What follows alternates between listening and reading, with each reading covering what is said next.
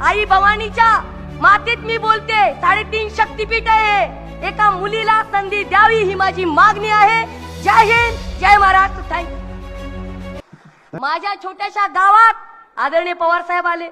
माझ्या स्वतःच्या विनंतीवरून, माझ्या सोबत कुठलं शिष्टमंडळ नव्हतं तरी पवार साहेब आले. हा पक्ष असा आहे.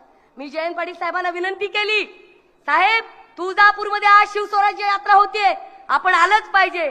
साहेबांना खरं तर काम होतं, साहेबांची तब्येत बरी नव्हती, तरी सुद्धा साहेबांनी बायकार ये तिथं आपल्या सगळ्यांचा मान राखलाय की तुळजा आई भवानीचं दर्शन घेऊन आज या ठिकाणी आपण ही यात्रा करणार आहे. कुणीतरी फलक दाखवले ताई की बदल हवा चेहरा नवा, का नसावं ताई? माझं असं खुलं आव्हान आहे इथं बसलेल्या लोकांना, तुम्ही माझ्या वडिलांच्या वयाच्या, मी माझ्या पक्षाचं काम केलं. जेव्हा पक्ष फुटला तेव्हा सख्खे पक्के पळून गेले, पण मी असेल, सुनील गव्हाणे, महबूबजी शेख असे सच्चे कार्यकर्ते लढत राहिले. हे महाराष्ट्रानं पाहिलंय. म्हणून गरीब घरच्या लोकांना संधी द्या ही आमची मागणी आहे. आज जाहीर करते, अमोल दादा माझा स्वभाव स्ट्रेट फॉरवर्ड आहे. मला येत नाही कपटीपणा, माझ्या मनात कपटीपणा नाही.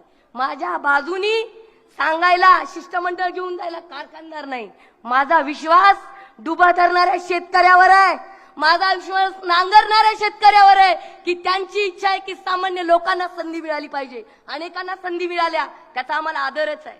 एखाद्या गरीब घरातल्या सामान्य कुटुंबातल्या मुलांना संधी मिळावी हे धोरण आदरणीय पवार साहेबांचं आहे. आज विमलताई मुंदडा अस्तित्वात नाहीये ताई, पण विमलताई मुंदडा कोण होत्या हो? दलित समाजातली स्त्री ना. घरात कुठलाही भरत जाधव काका, कुठलाही पॉलिटिकल बॅकग्राऊंड नाही, पण आदरणीय पवार साहेबांनी मंत्री केलं. लक्ष्मण ढोबळे साहेब घ्या, आमचे आर आबा घ्या, सतीश काका, आर आबांना एका फाटकी चड्डी घालणाऱ्या माणसाला या राज्याचा उपमुख्यमंत्री पवार साहेबांनी केलं. ही ताकद, हा पुरोगामी बाणा माझ्या पवार साहेबांमध्ये आहे. आणि हो, मला खात्री आहे येणाऱ्या काळामध्ये निश्चितपणाने सामान्य घरातल्या मुलांना संधी मिळेल.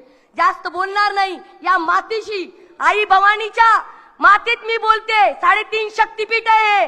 एका मुलीला संधी द्यावी ही माझी मागणी आहे.